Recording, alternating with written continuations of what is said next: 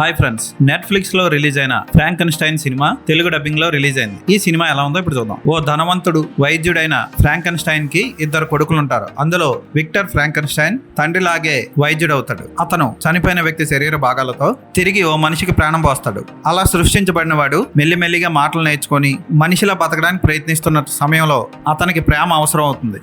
Victor Frankenstein ప్రేమించిన అమ్మాయి కూడా అతను సృష్టించబడిన మనిషినే ఇష్టపడడం మొదలు పెడుతుంది. ఇది చూసి అసూయపడిన విక్టర్ ఫ్రాంకెన్స్టైన్ అతన్ని చంపేద్దాం అనుకుంటాడు. ఆ తర్వాత ఏం జరిగింది అన్నది కథ. ఫస్ట్ ఫ్రేమ్ నుంచి లాస్ట్ ఫ్రేమ్ వరకు ఒక పెయింటింగ్ లా ఉంటుంది.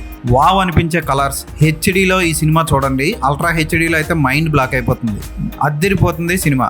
కొంచెం రజనీకాంత్ నటించిన రోబో సినిమాకి స్టోరీ లైన్కి దగ్గరగా ఉంటుంది, కానీ టేకింగ్ మాత్రం అద్దిరిపోతుంది. విజువల్ ఎఫెక్ట్స్ వావ్ అనిపిస్తాయి.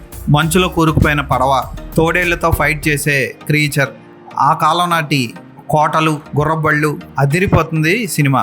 2.5 గంటల పాటు ఉన్న ఈ సినిమాకి తెలుగు డబ్బింగ్ బాగా చేశారు. Fantastic cinema, mind blowing. Background music అదిరిపోతుంది. కాస్ట్యూమ్ డిజైనింగ్ వావ్ అనిపిస్తుంది. విక్టర్ ఫ్రాంకెన్స్టైన్ ఆ ప్రయోగశాలను డిజైన్ చేసిన విధానం కళ్ళు చెదిరిపోతుంది మనకి. క్లైమాక్స్ సన్నివేశం కూడా హృదయంగా మనసుకు హత్తుకునే విధంగా తీశాడు దర్శకుడు. మనుషులు అనిపించుకుంటారు క్లైమాక్స్ సీన్లో.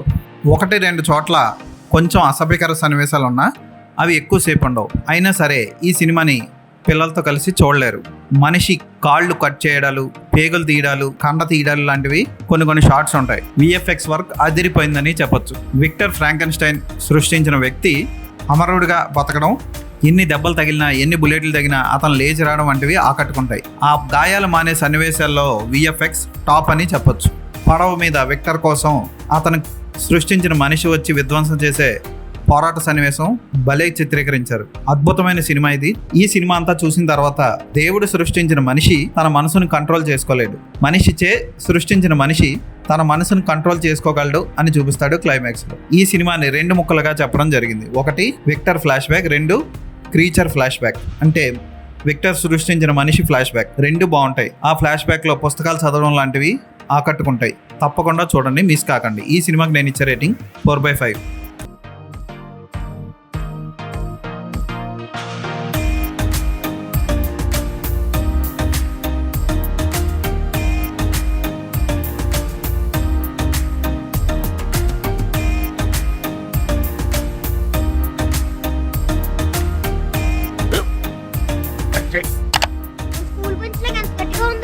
కొట్రా, కొట్టు, పర్లేదు, కొట్టు.